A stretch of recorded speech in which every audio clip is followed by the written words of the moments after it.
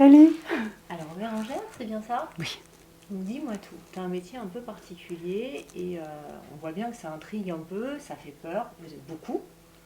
Et moi, j'ai envie de te connaître. Donc, qu'est-ce que tu peux me dire sur toi? Eh bien, écoute, moi, je suis pas née comme ça.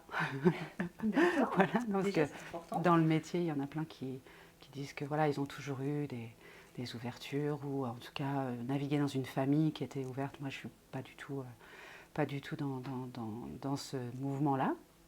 J'ai découvert tout ça il y a une dizaine d'années, un peu plus. Oui, 2012, ça fait 10 ans. Ouais, ça fait 10 ans. Et, et en fait, un peu par hasard, alors pas vraiment par hasard, hein, parce que quand j'avais 17 ans, je voulais être Jésus. Tu vois. Donc déjà, il y avait des choses qui travaillaient.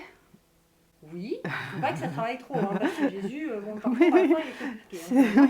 oui, c'est vrai. Non, mais tu sais, je voulais poser mes mains sur les gens et ils n'avaient plus de problème, ils n'avaient plus de souffrance, ils n'avaient plus rien. Voilà, ça c'est quand j'avais 17 ans, j'étais vraiment dans ce mouvement de je supporte pas la souffrance des gens, donc je veux les guérir. Donc il y a eu ça. Après, il y a eu des rencontres qui ont été un peu surprenantes, particulières.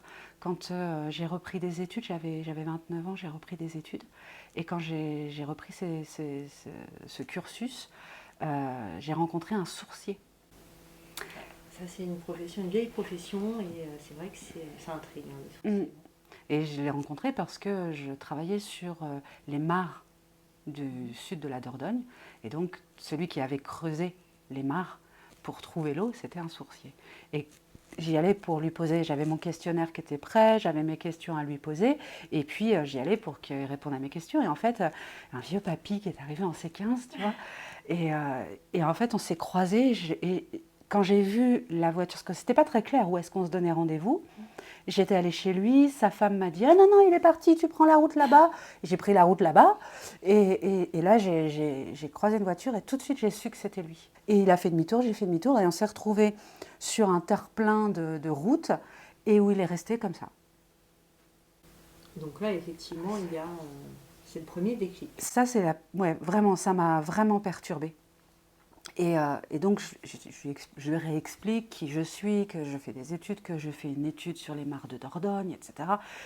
Et qu'en tant que sourcier, j'aimerais qu'il me parle de son métier, comment il opère pour trouver les sources, etc. Et il ne répondait pas à mes questions, il me regardait. Et ça fait bizarre, un petit papy de 85 ans, moi je me suis dit, ça y est, il a fondu les plombs, tu vois.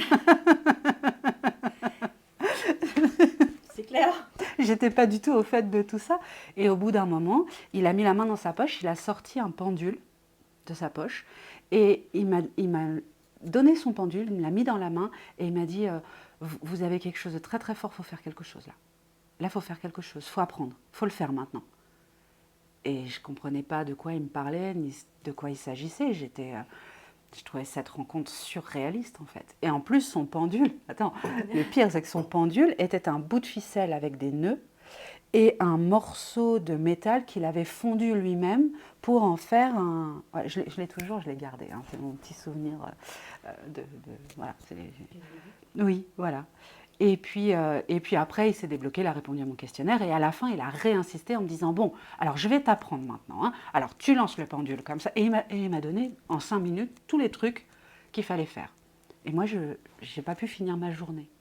C'est-à-dire que ça m'a tellement perturbée que je suis rentrée, j'étais en chambre universitaire, je suis rentrée dans ma chambre universitaire et je suis restée scotchée tout l'après-midi.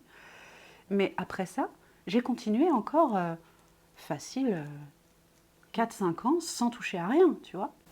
Il y a l'acceptation aussi, parce que c'est pas Ouais. facile non plus de se dire on est différent, il faut faire les choses, et Oui, puis le regard des autres. oui, et puis il me sort ça, je suis en pleine formation, je reprends des études. Donc pour moi, il y a un métier qui m'attend, rien à voir, quoi, tu vois. Donc je suis passée. Et puis après la naissance de mon premier enfant, là, je me sentais vraiment pas bien. Physiquement, mentalement, émotionnellement, tout. Ça allait pas, quoi. Et je suis allée voir un... Alors en fait, j'habitais en Creuse à l'époque. Je suis allée voir une association qui faisait du massage ayurvédique. Et donc, je prends mon téléphone pour prendre rendez-vous pour un massage ayurvédique. J'avais envie de retrouver le contact avec mon corps, avec tout ça. Et je tombe sur un monsieur et je lui dis oui bonjour, je voudrais prendre rendez-vous avec Marina parce que je voudrais un massage ayurvédique. Il me dit oui, sauf que vous êtes tombé sur moi, donc vous avez rendez-vous avec moi. Déjà, je commence bien. Et là je me dis mon Dieu, qu'est-ce qui se passe? Et donc j'arrive, il était très sérieux. C'est-à-dire que j'ai pas eu de massage ayurvédique du tout. Et lui était magnétiseur. Et il me fait rentrer dans la salle et il me demande ma date de naissance, mon prénom. Et il me regarde et il me dit la photo, c'est fini. T'es faite pour faire du soin, tu vas aller faire du soin maintenant. Ça pose. Ça pose, hein. Ça pose parce que je venais juste de monter mon statut d'auto-entrepreneur photographe de mariage, tu vois. Donc du coup, je me suis dit, bah non, je crois pas en fait. Non, je crois pas. Et puis, il avait raison. Dans les 6 mois qu'on suivit, plus aucun contrat de mariage, plus rien qui rentrait. Et je me suis dit, bon, bah, je vais lui faire confiance, je vais faire. Et j'ai commencé à faire du soin. Et ça fait quoi, faire du soin, la première fois? Mais moi, ça m'a rien fait. La première fois, ça m'a rien fait. Je me suis dit, c'est n'importe quoi. Je posais mes mains, je pensais à ma journée, à ma liste de courses. Et puis je me disais, ben, il se passe rien en fait. Je ressentais absolument rien. J'avais pas du tout ouvert quoi que ce soit. Et le déclic, ça a été quoi? Et en fait, quand la personne, après le soin, m'a dit, j'ai ressenti plein de choses et qu'il n'y avait plus rien, là je me suis dit, ah, il se passe quelque chose.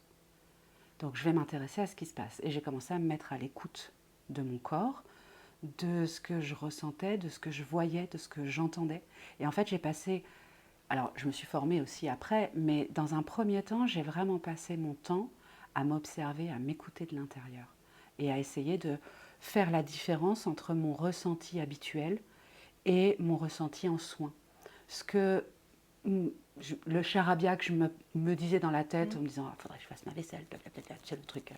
Voilà. Parasite, quoi. Voilà. Et puis, ce que je pouvais entendre de différent en dessous de cette voix-là quand j'étais en soins. Les images que je pouvais voir dans ma tête, des couleurs, des choses qui passaient, tu vois. Et plus je faisais attention, plus je voyais, plus j'entendais, plus je ressentais et plus ça se développait. Et c'est allé à une vitesse très rapide en vrai, hein, ça m'a pris 2 mois. Hein. En 2 mois, ça a fait boum. Donc du coup, tu deviens magnétiseuse. Et un jour, hop, on garde le même domaine et on ne fait plus la même chose. Ouais. Et donc là, aujourd'hui, qu'es-tu? Aujourd'hui, je suis médium, thérapeute et coach.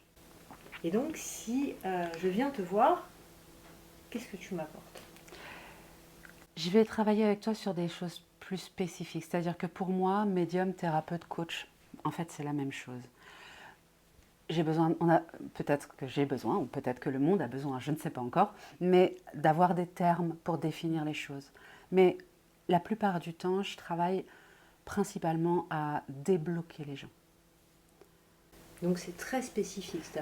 C'est spécifique sans l'être en fait, parce que débloquer peut être débloquer ta médiumnité ou débloquer ta capacité à faire des soins ou débloquer ta capacité à parler aux défunts. Tout comme ça peut être débloquer un schéma répétitif, débloquer une situation de vie, tu vois? Une addiction par exemple, Ouais. ce genre de choses. Et donc du coup, en fait, ça se passe comment? On prend rendez-vous avec toi, il y a une pré-consultation pour que tu fasses un peu le point ou c'est du direct? Comment c'est? Raconte-moi, dis-moi tout. Alors, je suis un peu sauvage, donc je ne fais pas de pré-consultation. J'en ai fait et c'était des pré-consultations qui se transformaient en consultations parce que quand je commence à avoir quelqu'un, je commence à avoir des informations et tout s'enchaîne en fait. Et donc je me retrouvais quelque part prise au piège par moi-même, par cette envie de tout de suite aider la personne. Donc je fais en sorte de ne pas être accessible en pré... Par contre, ceux qui m'envoient un mail en me disant « Voilà ma problématique, je ne sais pas quelle consultation choisir », là, effectivement, je vais avoir un échange avec la personne par mail qui va permettre de définir qu'est-ce qui sera le plus adapté. Donc ça, c'est l'idéal. Dans l'idéal, un mail, quand on ne sait pas. Mais la plupart du temps, les gens savent déjà. de quoi ils ont besoin ou vers quoi ils ont envie d'aller. Et du coup, ils vont sur le site et ils trouvent la formule qui leur convient et ils prennent rendez-vous directement. J'ai regardé le site, donc il y a des modules de formation qui sont accessibles à tout tarif et à toute durée de temps, et en fait on les gère comme on veut, hein, si j'ai bien compris au niveau du timing. Par contre, si demain j'estime que dans une des formations, bon bah voilà, il y a ce point-là, mais moi j'ai envie d'aller au-delà, est-ce que du coup je peux te consulter pour avoir un module particulier avec toi sur ce point-là? Alors pas aujourd'hui, Mais c'est à développer. mais c'est à développer. Et c'est quelque chose auquel je pense. Il y a plusieurs choses que j'ai en tête que j'aimerais mettre en place. Ceux qui ont suivi les formations en ligne et que je n'ai jamais vues, leur proposer qu'on se rencontre tous sur un week-end ou sur voilà, de façon à ce qu'on puisse échanger, voir comment chacun a évolué dans sa pratique, qu'est-ce que la formation a amené, où ont été les difficultés, et qu'on puisse vraiment partager là-dessus et qu'ils n'aient pas juste l'impression de faire une formation à distance. Après, ce que je fais pas de module spécifique. En revanche, dans toutes mes formations, les gens ont la possibilité de me contacter par mail. Et lorsqu'ils me contactent par mail pour une question spécifique, je fais des réponses en vidéo que je mets dans la formation. Parce que si cette personne se pose cette question-là, d'autres peuvent se la poser et donc ça vient enrichir. Mes formations sont en évolution constante. Chaque fois qu'il y a une nouvelle donnée, quelque chose qui arrive, je remplis la formation d'une certaine façon. Il y a aussi quelque chose qui est important, là je vais sortir un peu du contexte, mais on voit bien qu'aujourd'hui on est dans un contexte un peu...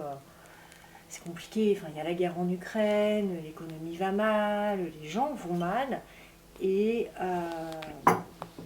donc du coup, ton métier, c'est aussi le métier du bien-être. Apprendre aussi à se recentrer et à retrouver, entre guillemets, le chemin du bonheur, parce que... Donc tu penses que si aujourd'hui, effectivement, fleurissent nombre de thérapeutes, c'est aussi dû à ça, dû au contexte actuel?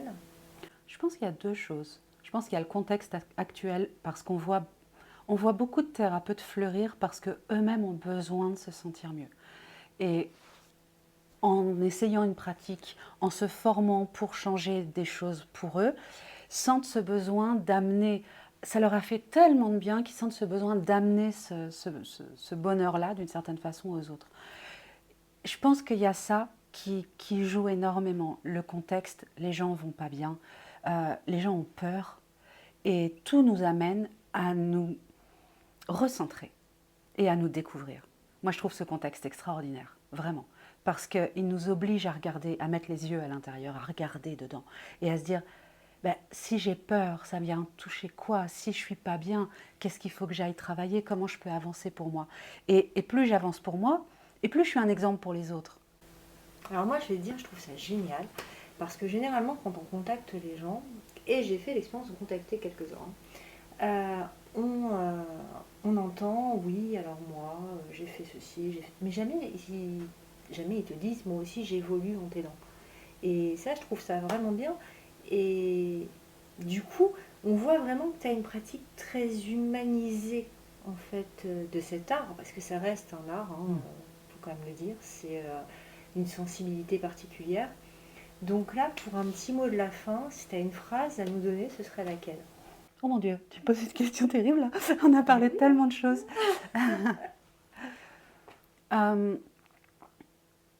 J'aurais envie de dire arrête jamais de chercher. Merci.